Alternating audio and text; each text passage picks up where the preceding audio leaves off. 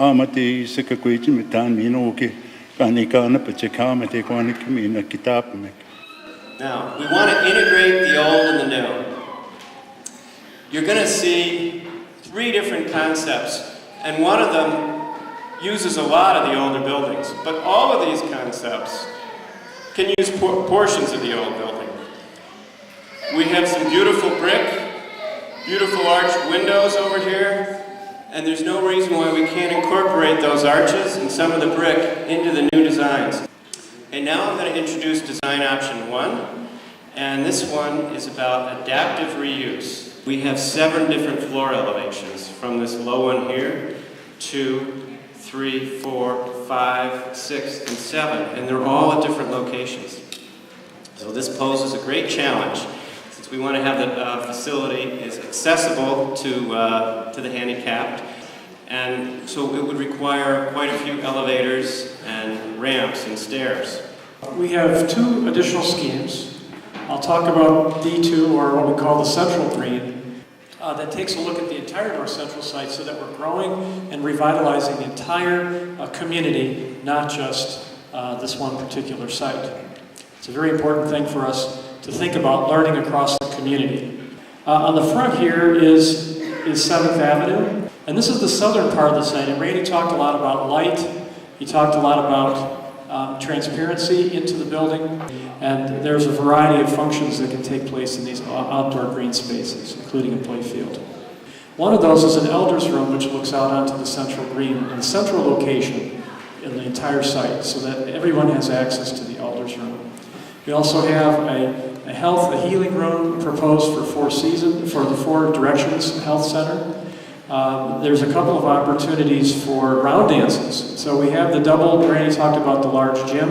This gym can be divided into 2 smaller gyms. It can also open up completely into this outdoor hardcourt area. This entire area could be used for round dances. But this area of the cafe and the multi-purpose area, which I'll show you a picture of in a minute, is all open. It could also be used for round dances and other types of events and feasts. Here's a shot looking into the community green, the central green, and the building beyond it. So you can see how it wraps around this space. And there's a lot of outdoor space available, all protected, all interior to the site. Yet, as you're walking down 7th Street and you're looking into the central cafe, you can see outdoor seating. Randy talked about the indoor-outdoor connections. We have indoor-outdoor connections whenever possible. And in fact, you can see the green trees back at the community green. So you can really imagine walking or driving along the site and being able to see all the way through this building, all the way to the center of the site. So it's very transparent between these buildings. The active commons, showing some ideas about kiosks and other types of things that we could include in here to make this a very active space for everybody in the community as you're walking from the south end of the site to the north end. And lots of opportunities for views and breakout spaces on the 2nd level looking down into this space. It could be a very dynamic and exciting space to be in. This one we call Green Corners.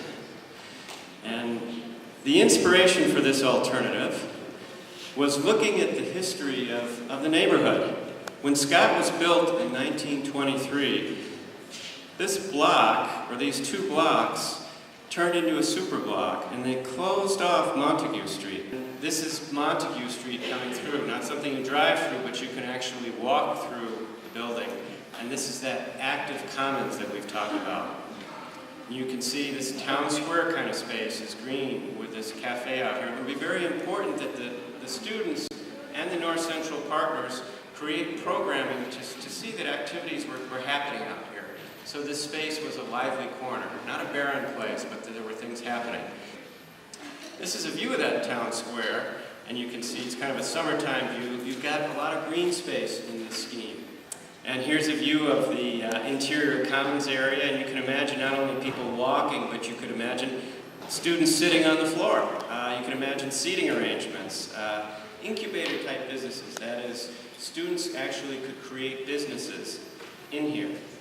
In the construction phase of this, will there be any special consideration given to employing people in the trades in the community and perhaps the First Nations?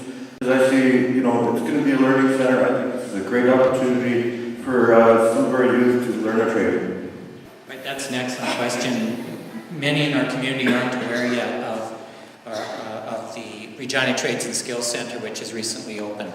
It would be our intention to link the construction of this new Learning Cross Community Center directly to quick skills training offered in the Regina Trades and Skills Center, and then having the contractors responsible for building, hiring individuals from the community, and then sequencing that training through the Regina Trades and Skills Center. So it's a great question, and all of us hope that that will be the way this goes. After the Design Festival presentations, all the participants then went into the gym at Scott Collegiate High School, where a joyful First Nations round dance took place. And here it is,